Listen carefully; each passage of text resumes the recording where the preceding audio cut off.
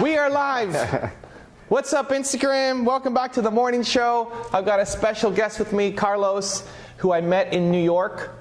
And he took the bus overnight, 13 hours to get here to do this. And then he's leaving at 3 o'clock today, going back home. So the hustle is real with Carlos. He's doing an interview with me for his YouTube channel and Instagram, I guess everything else that you're doing. Yes. So we're going to turn it over to him. But before we do your thing over there, quick intro for my audience.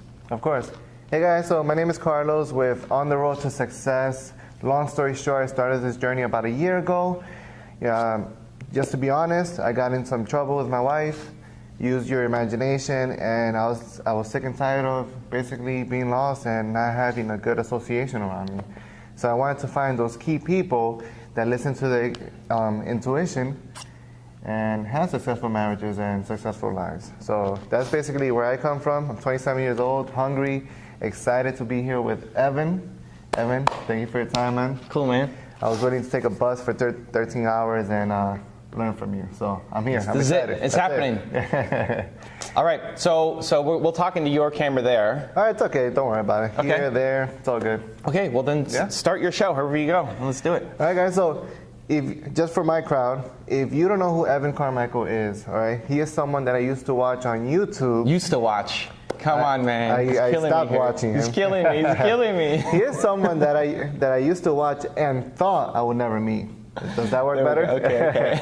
And I was like, I love his content. I mean, he does top 10 principles and success stuff on different people like Gary Vaynerchuk. I mean, the list goes on and on. I've seen Will Smith. I've seen so many celebrities that I love. And when I hear about them, how he organizes it, I always fell in love with that because I want to build a similar career as to what you're doing, speaking and being an author, a best-selling author. We'll get into all of that stuff.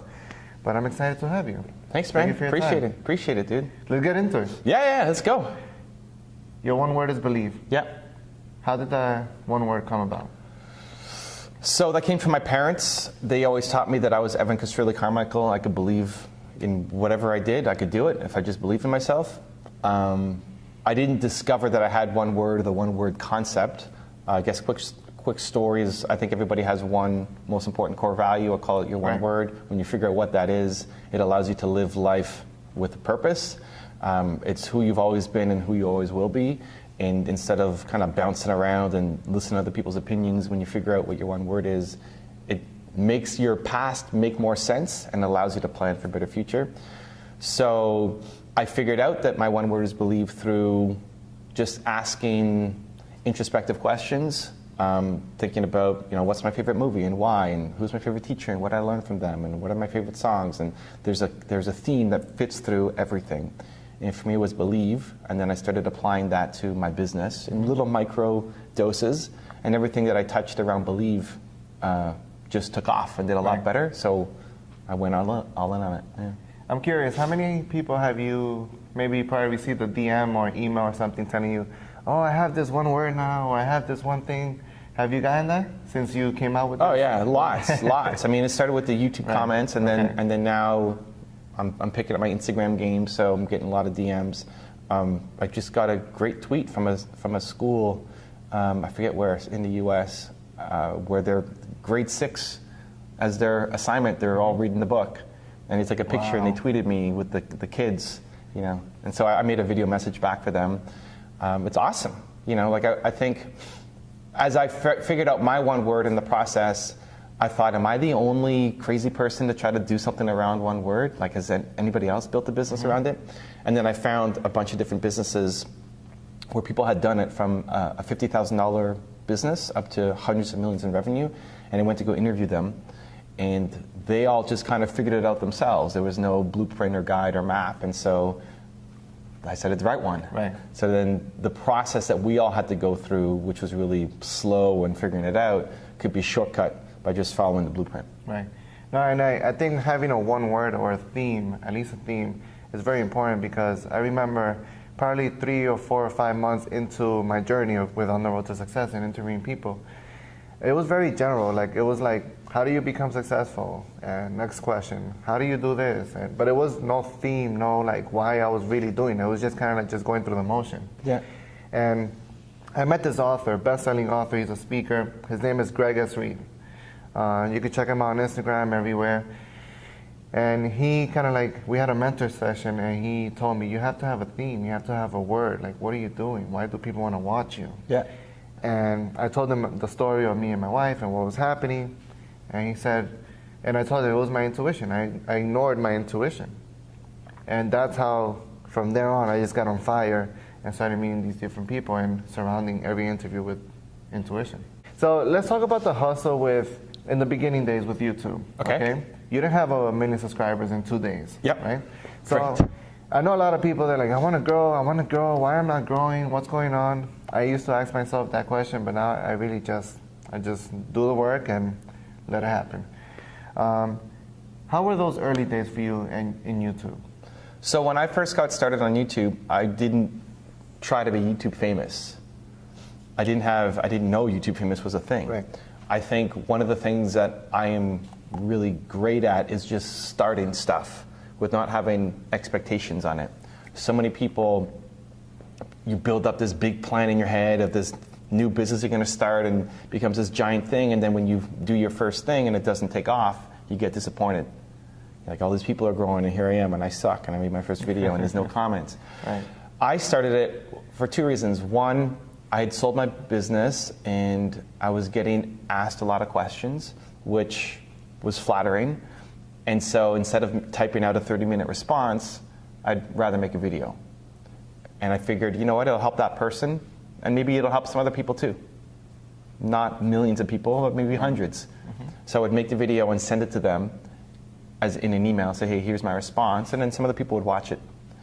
That plus, I love modeling success. I love learning from successful people, and I wanted to tell their stories. And Bill Gates saved my company, even though I've never met him. Just his story applied to my business is the thing that's actually saved my business. And so the process of studying successful people and what you could learn from them, I found really helpful for me, and so I wanted to share that with other people as well. So it was a hobby. It was like, I'm going to do this, we're going to test it out and see how it goes. And as I got more into it, I liked the process, and so I kept doing it. And I've had my channel for just over 10 years now, when I got the name. Not that I was actually like being regular and posting content, but I've been serious about it for the past 5 or so years. 4.5 years ago, I had 7,000 subscribers. 4.5 years ago. I had 7,000 subscribers. Now we're sitting at 1.6, maybe 1.7 by the time this comes out. And it was by doing 3 videos a day. Like, that's when I started taking it seriously. It was when I made the content consistent. I think the quantity leads to the quality. So the more you do, the better you get. Like, this interview is better than your first interview. And if we look ahead, like in 5 years, come back to here, it's like, oh man, this interview is so bad compared to what you can do now, right? Like, the more you do, the better you get. So if you're only making a video a week, it's hard to get really, really, really good at the skill. Like, if you practice anything 52 times a year, if you only saw your wife once a week, like, you wouldn't be a good husband, right? So you need to practice. You need to practice. The quantity leads to the quality. And then when you're making quantity, then you start paying attention to what's working, what's not working, what kind of questions do I like to ask. You get into the hacks of YouTube. But I think at the very early days, it's important to follow your intuition, even though it doesn't make sense. Keep following your intuition, even though you're not getting the results. Right? You get an idea, you just go off and you do it. And be playful and be curious and be gentle on yourself that you may not be getting the results quickly. Because if you keep doing the work, you will eventually get the results. Right. How important was it to you to focus on the 2 or 3 people that were commenting on your videos or supporting you, the small following that you had? Because a lot of people, I think, we tend to get discouraged, and we don't even reply to the 2 people that commented on our videos, and we're worried about, oh, I want 100 comments. How did you focus on that? How did you realize that, these 2 people are important, and you're grateful for that? I think that's a personality thing. I think there's a bunch of different ways to win, and that's why it's great, because you can win as you. You got to find your own path to winning. So for me, I love the community stuff. I love community stuff. I'm doing it because I want people to be impacted by the message. Because I think your purpose comes from your pain. I struggled so much as an entrepreneur and was broke and felt like a total loser. And so I resonate more still with like the startup, doing it part-time, trying to get my business off the ground than I do with the people who've exited and made tons of money. I still like see myself as the startup. And so those are the people I want to help. And so I love the community stuff. That's a way that you can win. Like if you love community, you should be responding to every comment. Even now, we respond to every comment. Yeah. I've hired somebody on my team, and he responds to most of them, and then he saves them for me, the ones that I need to give attention to, and I think it's important. I think it's a great strategy, but if you're only doing it for strategy, you're probably going to lose. Yeah. Like if you just respond to the comment and say thanks for the comment, but the heart's not there, and you're doing it because you feel forced to do it, you're going to lose. There's lots of ways to win. So as an example, I was in New York, your town, meeting a super successful author. And I forget why I was in town, and he was in town speaking somewhere. And so I met him for breakfast. And then at breakfast, he asked me, what are your plans for today? Like, oh, well, I'm meeting you, and then I'm going to do a fan meetup at a Starbucks, and then another fan wants to buy me lunch, so we're going to go to this fancy steakhouse because my content changed his life, and then in the evening I'm going to do more fan stuff, and then I'm going to go home. He's like, wow, that sounds exhausting. I'm like, really? What are you doing? I'm meeting you, and then I'm going back to my hotel room. Right? And he's had a lot of success. He just doesn't like community stuff. He doesn't like the interactions. He wants to sit there and write and just be in his own world. And I'm introverted too. Like, we're both introverts. But I love being around friends and helping people grow their business. Yeah. That's where I get the most purpose. And so I win on community, he wins on something else. So it's a great marketing strategy, but for any strategy you go off of, you have to feel it.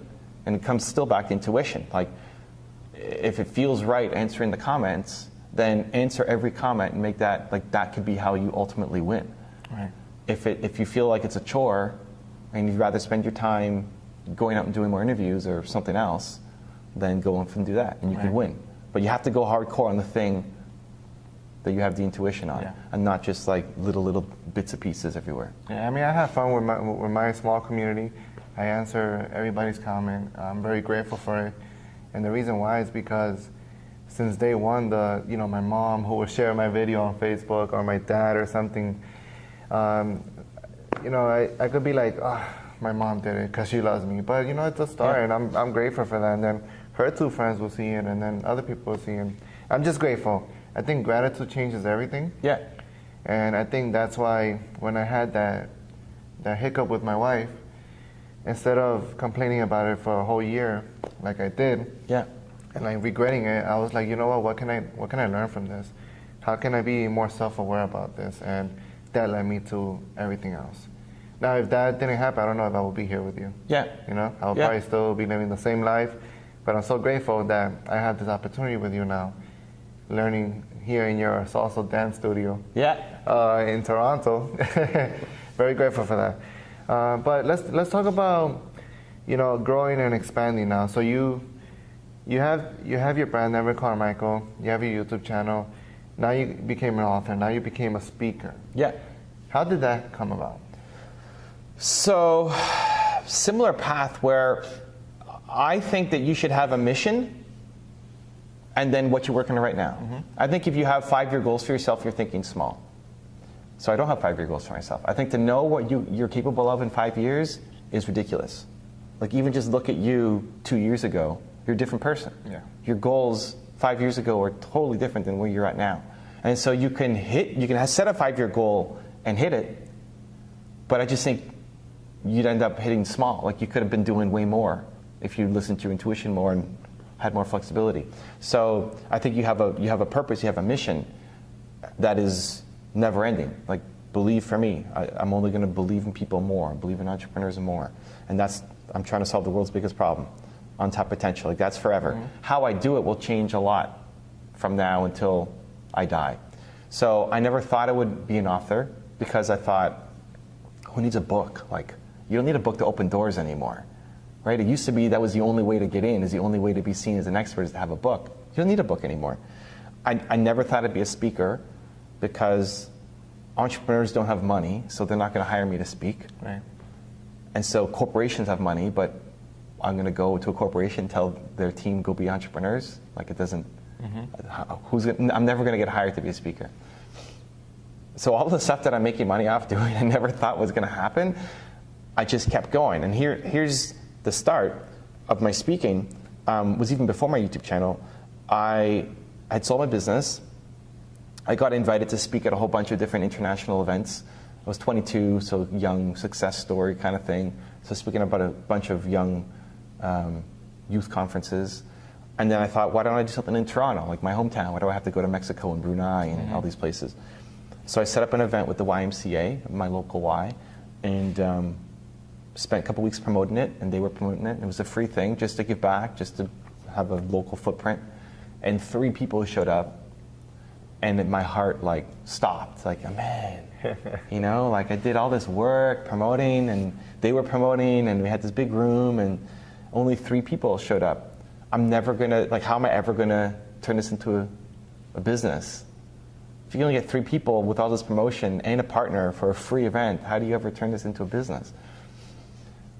But 3 people showed up, so I said, okay, the show must go on, right? Like, I'm gonna help these 3 people. And it was awesome. You know, I helped those 3 people. And then we went to the Starbucks on the street and continued the conversation. And I remember just feeling, I don't know if I'm ever going to make money doing this, but I have to keep going because it fills me up, like it fills my soul. And then I just kept going. And it eventually turned into something. And then I got my first international speaking gig paid was in Malaysia, where they reached out to me and said, hey, I love your YouTube content. Can you keynote a speech for us in Malaysia? Sure. Great, why not? And then I got an opportunity to create a book. And I got opportunities come to me, which will be the same thing for you. As you keep chasing down your dream, as you keep building an audience and build momentum, opportunities will find you. Now, if you have an ambition, like I want to write a book, you can make that path a little bit easier. I never cared about writing the book or having my own hoodies or any of that stuff. I care about my mission. And how I accomplish that's going to change many times. But basically my business model is I kick up a lot of noise in my industry, and then people come to me with opportunities. So in the world of entrepreneurship, if you're an entrepreneur, you've probably seen my content. Whether you know my name or not, you've probably seen one of my videos. If you're not an entrepreneur, you probably have no idea who I am. So you get really well known within a niche, within an industry. And then if you are one of the best at what you do, opportunities will come and find you. Like I have more opportunities on my plate than I have time to be able to handle. Right. And I'm gonna be honest with you. You know, I am trying to build a speaking career. Yeah. But I'm very aware of, you know, doing it for free. It's a big part. And I've always heard like Gary Vaynerchuk talk about. Yeah. You know, do it for free. Do it for $100. Do it for free 100 times. He still does speaking engagements for free. He said. Yeah. And I contacted my high school and I interviewed the principal of the high school. Okay. Of my high school, and I basically told her, hey, I would love to do a scholarship for your students. Okay. Of $1,000. It's not a lot, but who That's else is giving you $1,000? Yeah, it's great. Yeah. And she said, yeah. Yeah. I said, you know what?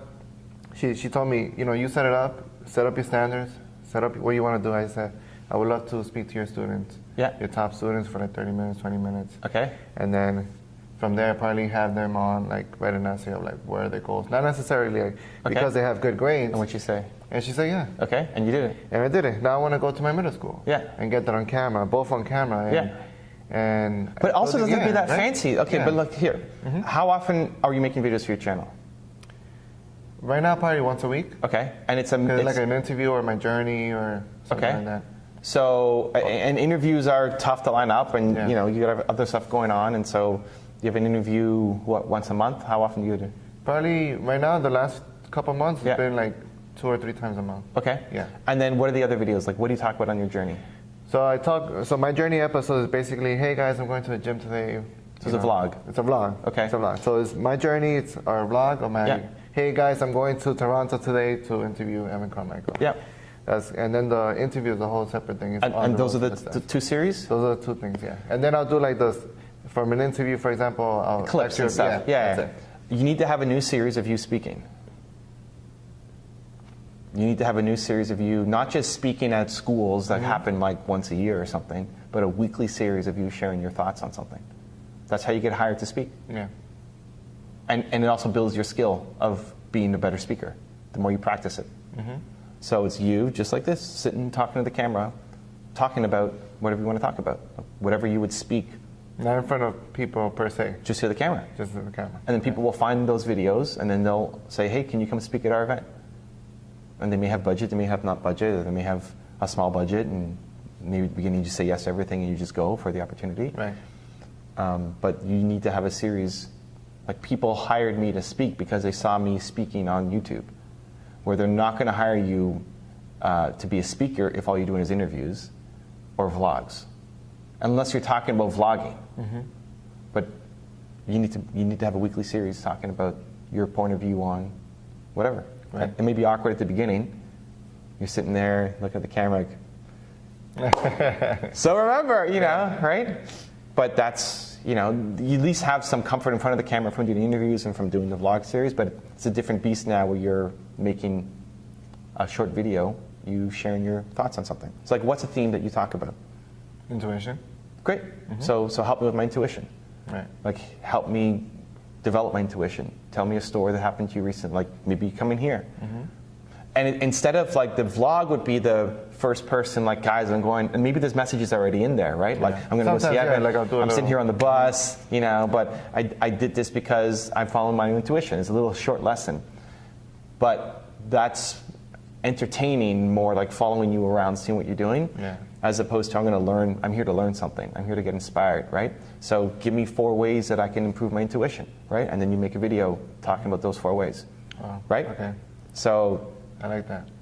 I'll give you a structure. Use this structure. This is a structure that I use, and it works. Start with your powerful opinion. So what's an opinion around intuition that you have?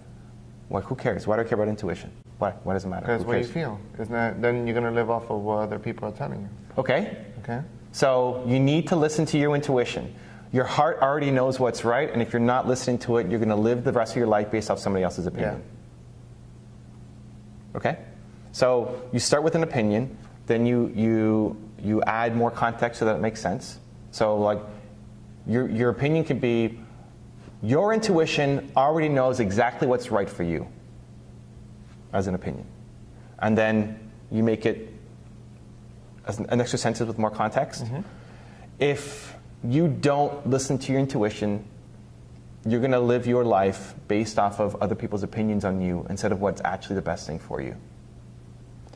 And then third sentence, you raise the stakes. You make it more important. Like, they may say, okay, I agree.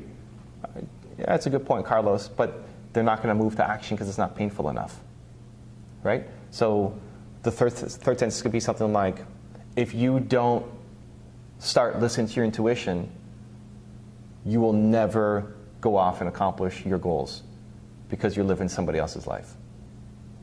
You have to make this change now. And then you tell your story. So listen, I've been through this too. I had the situation with my wife. I knew it was the wrong thing. Tell your story. And then give me advice. So here are 3 ways to start listening to your intuition. 1, do this. 2, meditate. Like, I don't know, whatever your process is. Maybe you love meditation. Maybe you think it's the worst thing of all time. Whatever. So that structure. Powerful opinion from the start. Because most people start a video with, like, hey guys, welcome back. I'm on my channel. We're here to talk about success, and I'm really excited. And this is another video. I'm practicing these speaking videos. So, like, you haven't told me anything yet, right? And if you watch your retentions, people have checked out. They're gone. So, like, pay attention to that very first 15 seconds. You got to hit them with something meaningful. So that's why you need the powerful opinion. So the 1 sentence, powerful opinion on the topic. Another sentence to make it have more context and make more sense. And then the third sentence to raise the stakes and make it more important to me. Like, if I don't do this, if I don't pay attention, I'm not going to get the results that I want in my life. But more than just this one situation. It's life. You have to make it bigger and more important. And then you tell your story, and then you give me advice on how to fix it. So that's how you start to actually start building your skills as a speaker, and then also get people interested in you to hire you, or to say, come to speak at our event. because you're not putting out content that profiles you as a speaker. Yeah. But people don't know.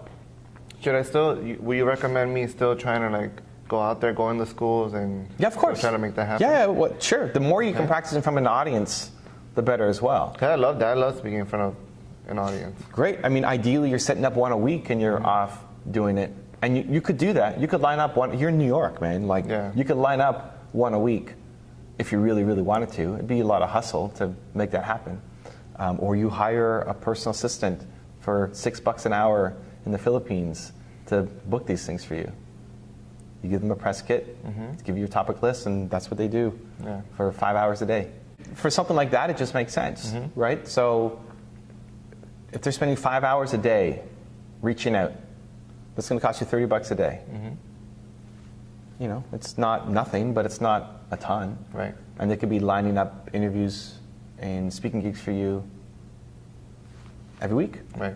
If they're spending 5 hours a day, you know, maybe you don't need 5 hours a day. Maybe you only need 2 hours a day. Then it's only $12 a day, right? And they're lining up speaking gigs for you.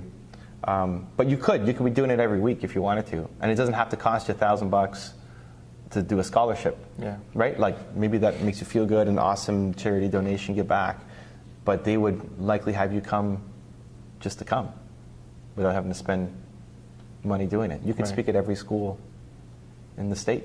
Yeah, I'm definitely not going to give every school I go to $1,000. But you don't have to give money. Like if you're building up, listen, you're talking about your journey to success, right? And you've figured out some things, but you're still on a journey. You want to keep learning more. And so it's a great message for schools and for universities because they're trying to figure out their journey. So you can definitely help somebody who's in high school trying to figure out where to go next through your story and what you've done, right? You may not be able to help people who are ahead of you, but like people who are on their come up, like the thing is you may still feel like you're on your come up, but you haven't figured it out yet, but you can give a lot of value to people who are just starting, right? And schools are perfect. All right, here's the question then.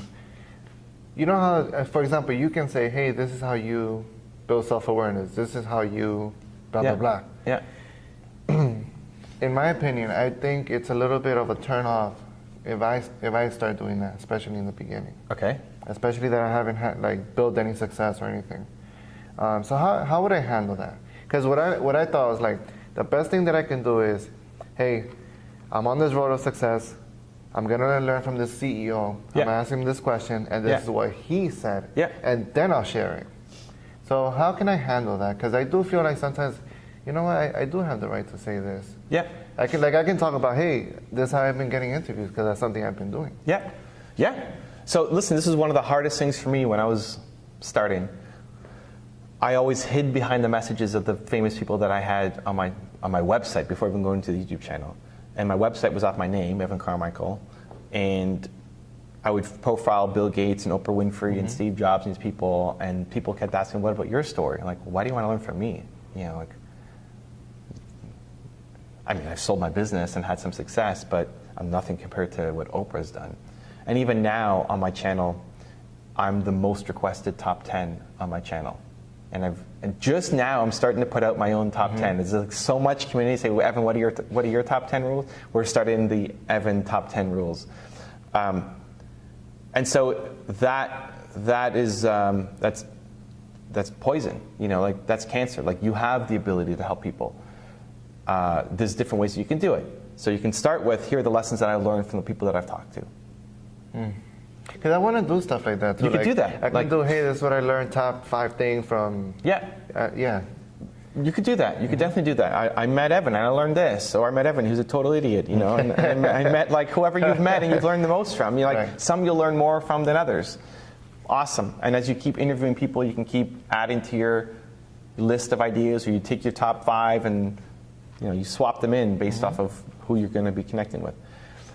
Just make sure that you're not making that decision out of weakness, out of insecurity. So understand you have a lot of value to give to a high school student. Do you have it all figured out? No. But just the fact that you are willing to go off and chase your dream is an inspiration. I made a post on my IG this morning talking about your goals are not convenient. Like to get your goals, you're going to have to do something that is not convenient. If you're only staying in your comfort zone and doing the things that are convenient for you, you're never going to get the life that you want. And so I use you as an example because I'm doing my Believe tour that's coming up. We're hitting 23 cities. And a lot of people write in and say, hey, you're not coming to my city. I'll come if you come to my city. And listen, maybe we come next year, who knows? But like if it's your goal, then you go. Right? Like you can't make your convenience more important than your goals. And here you are. I said, hey, if you want to do an interview, come on my morning show in Toronto. Like, yeah, great, I'm in. You take the bus overnight and you're here. And I think more people need to do that. Instead of waiting for me for the next time I come to New York. I come to New York a lot, but like who knows when I'm going to come. But that's what most people do. Yeah. It has to be convenient for them. They wait for it to be convenient before they do anything. And if you wait for it to be convenient, you're never going to hit your goals. Right. Your goals have to be more important than your convenience. And so I'm sharing your story to my audience, right? Like you should share your own story. Right. There's value there. And so just that decision, the decision to come meet me here in Toronto or to fly out to California to meet whoever and like you're lining up these interviews and the decision to go off and do that where most people are too afraid to do that. They're waiting for the perfect opportunity, and it never comes. And so you're leaning on your intuition, which it may not work out. Like you may come here and like the door's locked and I'm not here. Which has happened. And it will happen, right? But it's rewarding the effort, not the results. I'll tell you a funny story. So the first time I flew to California to do a couple interviews with the founder of Uggs, Brian Smith, and Scott Duffy, and David Meltzer, all those people. And I go to the airport with my wife. Yeah. I get there late. My total fault. We missed the flight. Okay.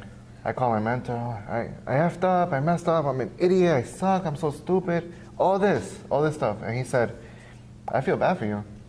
I'm like, what? I thought he was going to be like, oh, no, don't worry. You should be grateful that you're on a journey and your wife came and she chose to come to you to California. Yeah. These things happen. And if you can't handle this small issue now, what makes you think you can handle when you're traveling 6 months of the year to do speaking gigs and videos and interviews and all this stuff? Yeah. What do you think? This is the only time it's going to happen? And that totally changed me. Yeah. And then, which I'm leading off to now, every interview or every goal that I have set has been an inconvenience. Yeah. Yeah, nothing has been comfortable. Like I came over here 13 hours in a bus. It's cold. My knees were hurt. It was cramped up. He's a big dude. So none of this was comfortable, but it was so worth it. And in my opinion, doing the right thing is always the right thing. Yeah, and listen, and it may not have been worth it. Like maybe I come and I'm not even here, or maybe I come and like I give you the worst interview of all time. But I put that out there in the universe.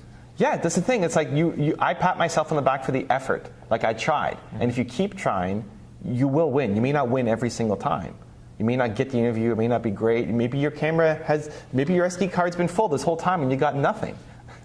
Evan? Making him panic. Which has happened. Oh my God. Right? But it's like it's the effort that you showed up when you did it, not the result of I got the best interview of all time. Because if you keep putting in that effort, you will eventually win. Right? And so like this is the message you can bring to, don't share the story with me, share it with the students. Share it with your audience as a special speaking video that you're putting out now once a week. Wow. And know that is meaningful. And so it's great to do the sharing the lessons that you've learned. It's awesome. Do that. But don't do it from a place of insecurity. Do it from a place of strength. Where like these are lessons you can learn and I also have something to teach you myself as well. Right? So I could go on stage and do a speech of the lessons I've learned from famous entrepreneurs. Great. If that's the topic, I could do that. And I can also get up on stage and talk about my own perspectives on things. Now, I can't tell you how to build a $200 million company personally because I haven't done that. But I've been able to build the business I have and sold them and lessons that I've learned and what I'm going through. And so that is an inspiration to people, the fact that you're willing to try. And so lean in on that. Yeah. All the stories you're telling me, tell the kids. Let's talk about Instagram and social media. Okay. You didn't start your Instagram not too long ago. Yeah. Especially putting, because I remember in New York you were talking about that you didn't even put in the work, you were just kind of like winging it. Yeah. So how do you win on Instagram? Oh man, Instagram is so easy. Instagram, when you come from YouTube, Come here on Evan's show and you follow me. right? Yeah, there you go. Follow Carlos.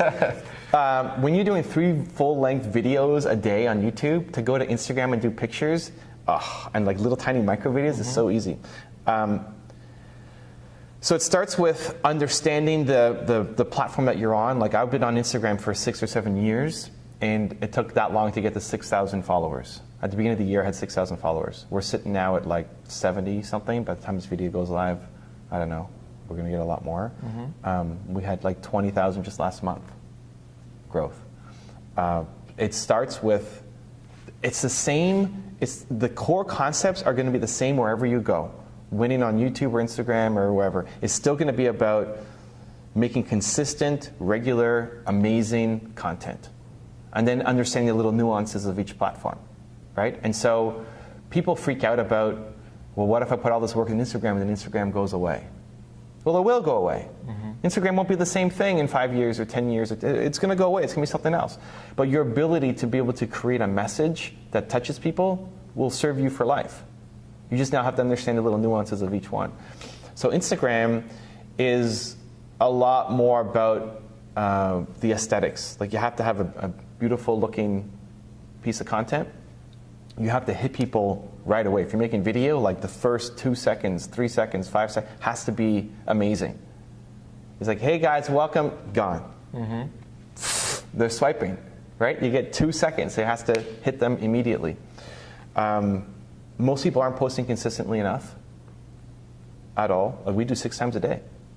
6 times a day, 3 videos, 3 pictures daily.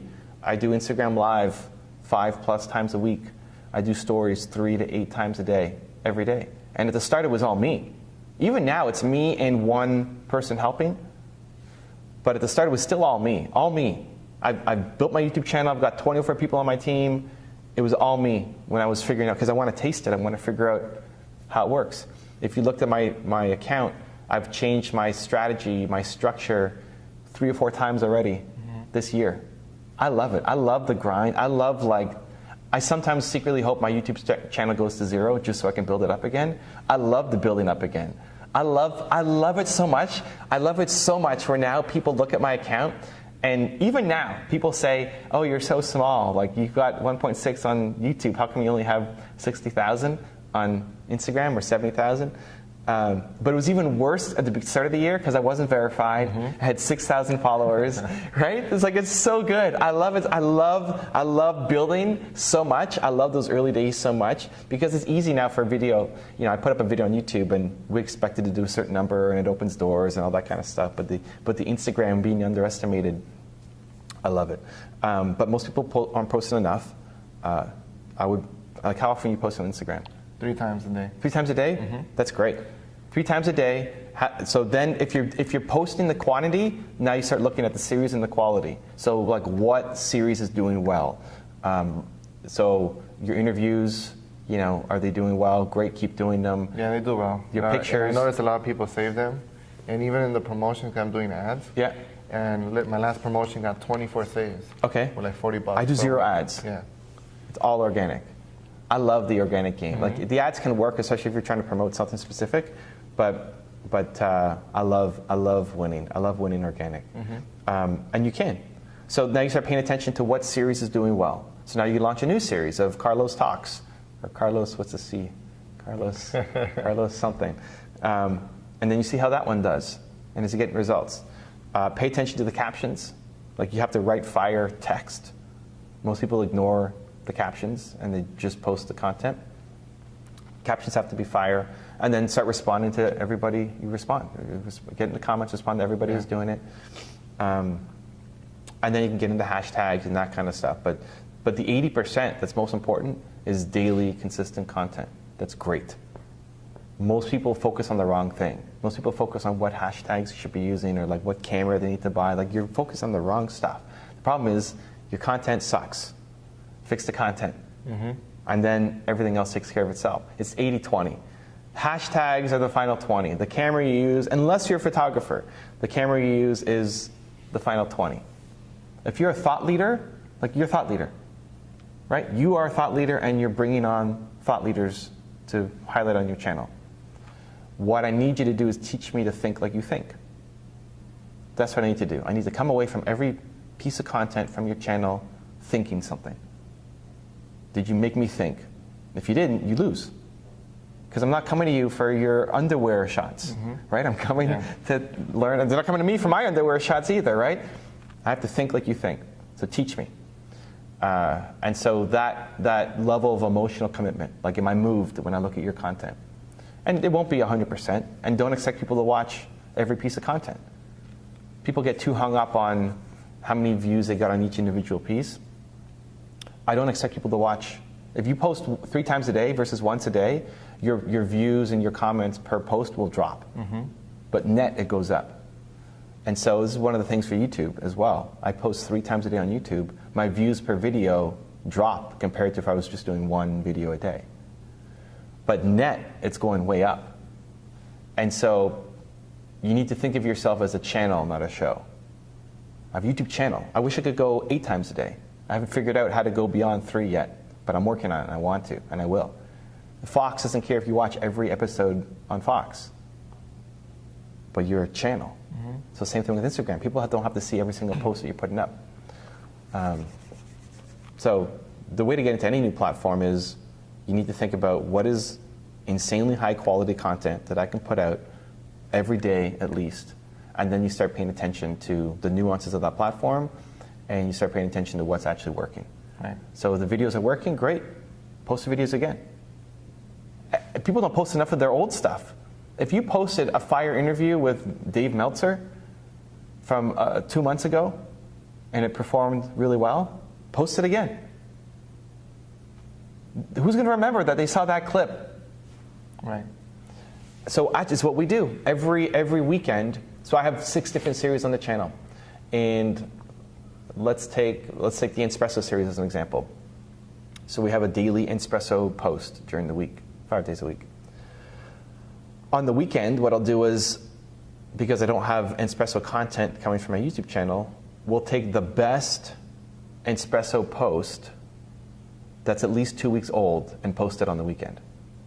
So this weekend we posted Tony Robbins about being a leader. That's an old quote.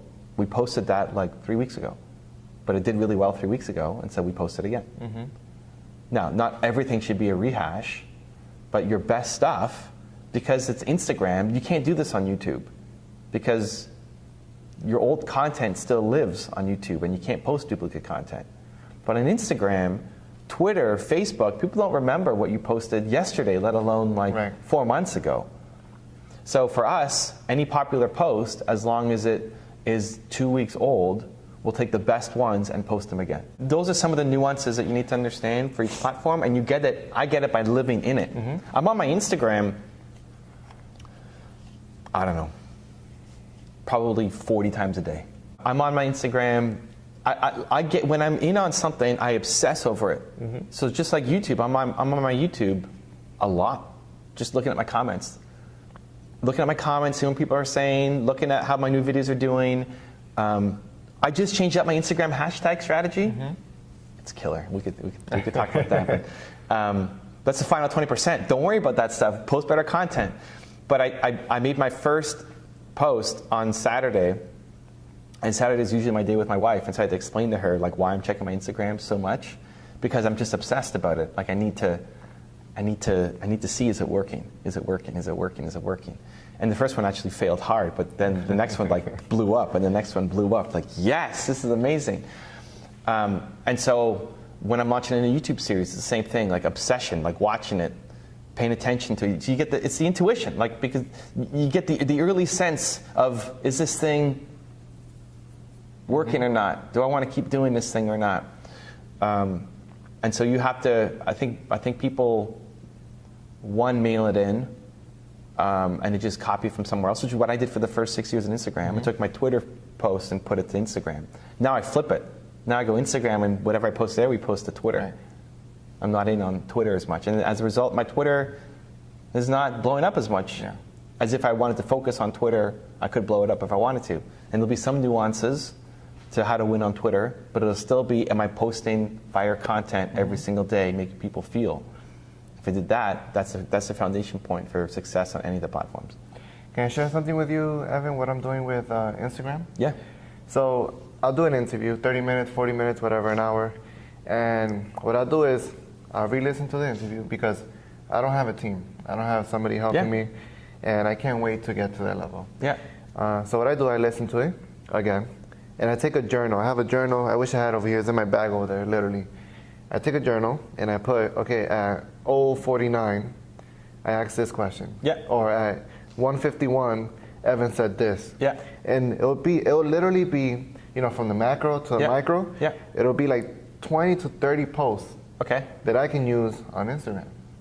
Now you're not my only interview. Yeah. I've done other interviews with other people. Yeah. And now I literally have probably 200 different posts that I have in circulation that I can put. Okay. Which makes it fun now. Is it all video? All video. Okay. So here's what I would do. How many clips are you going to take from this, as an example? From this so far, from my intuition, we probably got like a good 15. Okay. So what I would think about is, if you have a good chunk of clips, I would cut it down. I would really just put the fire stuff. Like maybe I didn't say 15 amazing things. Maybe you could, but half of them are okay and half of them are awesome. I would only put the awesome and cut out the rest.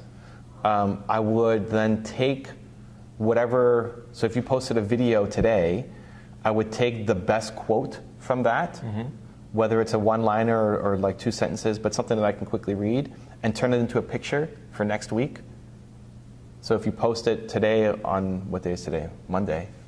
Today's Monday is Dave Meltzer, and he says something. Great. Next Monday is going to be a picture of Dave Meltzer with the quote, your favorite quote that you've journaled out.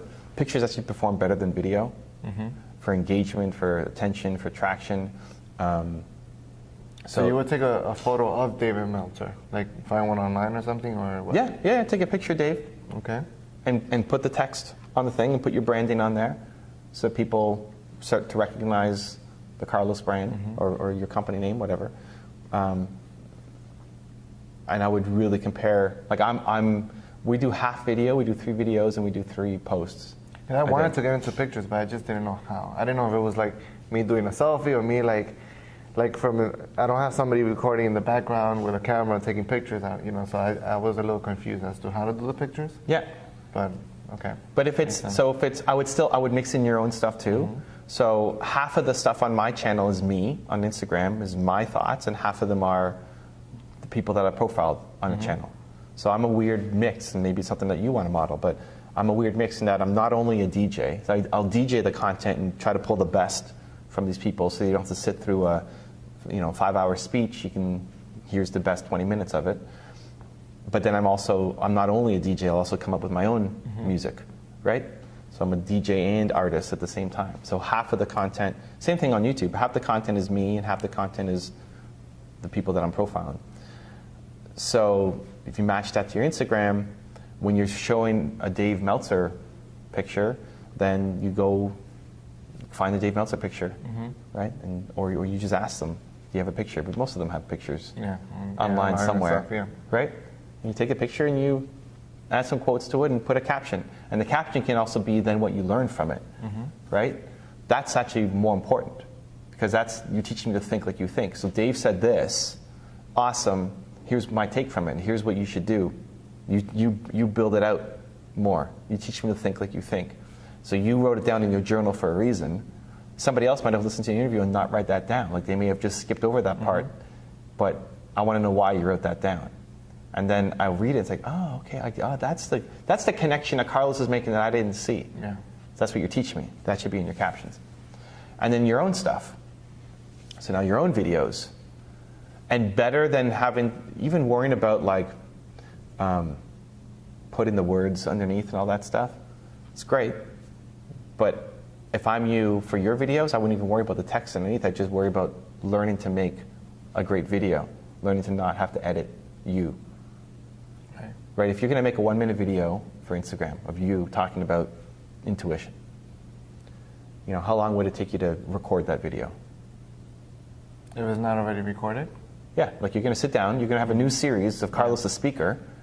You need to make a 1-minute video talking about intuition, just like this. No, I'm not here, but you're talking to the camera. How long would it take you to record that? It's not going to take you a minute. Like you're going to mess up. You're going to screw up. That's why I was like, huh? Yeah. How long would it take you to get a minute down that you're happy with? From my experience, it'll probably take me like 5 to 10 minutes. 5 to 10 minutes. Okay, great. How long are you going to spend editing that video? I mean, once I got the good chunk of like, oh, this sounds good, it'll probably take 3 minutes. But with your editing now, where you're adding the text and all that stuff. Oh, no, yeah, got it. That'll take another, probably like 30 minutes, an hour, give or take. Subtitles and everything. You got to listen to it. Yeah. You got to put it in, you edit. But here's the thing. So you can't let that editing time prevent you from being great at the skill. Like, I would rather you flip that equation. If it's taking you 5 minutes to record the 1 minute and then 30 minutes to an hour to edit it, you're training the wrong skill. I always thought, like, man, why is it taking so long just to put a minute post? Yeah, because you're training the wrong skill. Nobody's ever going to come to you because you're a great editor. Yeah. If somebody's watching, they want to be a great editor, that's a different story. Your stuff has to look amazing, right? But how you get good, like the better thing is to spend an hour making a 1-minute piece of fire content. Because that's a skill that you need to develop. But then needs no editing, or takes 5 minutes of editing. That you want to flip that equation. An hour practicing again and again and again and again and again, doing that 1 minute. Because all those reps you're putting in, well, it's not just for this one video, it's to make you better as a speaker forever. Right? That was a post I posted today. What? You were talking about you being at your worst, Okay. and then being the best practice. Yeah, because I practiced, but it wasn't because of editing. Now, you can respect the editing, but if you want to get to the point where you are hiring an editor, like you just said, I can't wait till I get my editor on board to help me with this stuff. The way to get there is for you to be a fire speaker, not for you to be a hack editor. So you flip it. You spend an hour. Like, don't settle for your first 5 minutes or 10 minutes or 15 minutes on your video. Like, you want to get a fire 1 minute piece of content, spend an hour doing that, and then spend 5 minutes editing it. That's where your time needs to be to get to where you want to go. Yeah. Unless you have ambitions to be the world-class editor. I don't. So here's the thing. Your results may even drop a little bit now at the beginning because the editing has gone down because you're not putting in as much time, and you suck at making 1 minute speeches until you practice and get better, right? Yeah, I think Gary's great at that. But why is he great at that? Because he's put in so much effort and work on the other platforms. Yeah. Why can Logan and Jake Paul go from Vine that shut down and then destroy YouTube? Because they put in all the work, like the skills. You take this for life. The ability to say a message in a minute that's going to move somebody emotionally, you take for life. And when Carlos is coming to you in VR, or like 3D Carlos in front of you, hologram, right? Like, it's still going to be the same thing. Can you hit somebody with a message quickly? And that's the skill that you want to learn, not how to use Adobe Premiere or like whatever you're using to make your videos. Right. That's so true. Evan, I know we're almost done here. Yeah. What would you like to say to my crowd, to your crowd, in regards to success? What has been your biggest takeaway from everything that you have learned and consumed and applied? I'll play off the intuition idea. I think the faster you can go from an idea to action is how you start getting success, right? Like, you have an idea for something, just go do it. Just find some small way to start. I think what we end up doing is we built this big plan, this big exciting thing, and we love problem solving, so we built this huge idea for ourselves in the world, and then we can't do it because to do that you need VC money and you need contacts and you need all this stuff, and so you solve this big problem sitting on your couch, but it doesn't get solved until you do it. Yeah. And so don't worry about how it's all going to work out yet. You have an idea for something, you go and try it. Just try it. Just say yes. Just find the smallest spot. Instead of making it huge, it's great to dream big, but act small. Like, what's the smallest thing that I can do today? Today. Like, you get an idea, today you have to make some momentum on it, because tomorrow you're a different person. That great idea you had today, you lose the courage to go off and do it tomorrow. Even the idea for my Instagram Live series, I was flying back from LA, and I had this idea to do it, and then I felt the motivation slipping. I felt saying, oh, I don't know, do I really want to do this show? And then as I felt the motivation slipping, then I had to commit to it. So I emailed a bunch of people. I emailed my first 5 guests to book them. I emailed everybody on my team to tell them about this thing happening. So I was committed. And by the time I showed up here on Monday to do my first show, if you had told me, Carlos came to me and said, Evan, you should do a morning show on Instagram, I'd say, no, doesn't make sense. Doesn't make sense to do that. I mean, I love it. It's a great idea, but I've got too much other stuff. So the decisions that you make when you're feeling bold and confident and unstoppable, those decisions that you make, say, I'm going to go do this, that's actually the right thing for you. And then your head gets in the way and tells you all the reasons why you shouldn't be doing it. Mm-hmm. So the decisions that you make when you're feeling bold are the things that you should be off doing. So when you have those moments, then you have to take immediate action on it and ideally commit to somebody else. Mm-hmm. So follow the intuition. Like you booking this may have felt, you've done it a few times, but like on your first ones may have felt great excitement and you committed to that person, but then the next day you may have felt like, oh man, I'm scared. Like we gotta go meet this person. Yeah. And Carlos in that zone wouldn't have even asked to do the interview. But because you committed, now you're gonna show up because you don't want to disappoint. You're gonna show up because you said you'd be there. And so that's the point. Like you when you're feeling bold and unstoppable, you make a decision, you commit to somebody else, and that holds you accountable to actually doing the thing that's best for you. Yeah. So following your intuition, doing the thing that as soon as you feel it, find some small way to get started immediately. Yeah. And in the beginning, I started with my phone. Yeah, me too. I started with my phone and a little tripod. Yeah. That broke like 5 times. That's the best. and then with time, I got the camera because the quality was better. But I started with my phone. I didn't wait for the camera. If I would have waited for the camera, I don't think I would be here today. No, you wouldn't be here today. I wouldn't be here today. Yeah. Another thing. Yeah. Posting.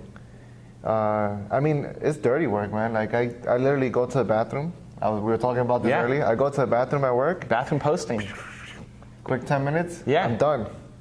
I mean, you got to do what you got to do. And I got to look at it. In my case, I don't have somebody to say, hey, yeah, we're going to post 3 times a day. You're in charge of this. Right now, like you said, it's all me. It's all me. It's all me. Emailing, flying, the traveling, scheduling, the editing, the producing, whatever you want to say, that's all me right now. I love it. We got like 5 seconds left. 5 seconds. Where can they find you? You can find me on Instagram, CCOLLADO91. On the road to success, Facebook, everywhere. That's it. You got it just in time. Over here. Thank you guys for your time. This is Evan. Check him out. And I appreciate your time, man. Love it, dude. Thank you, Evan.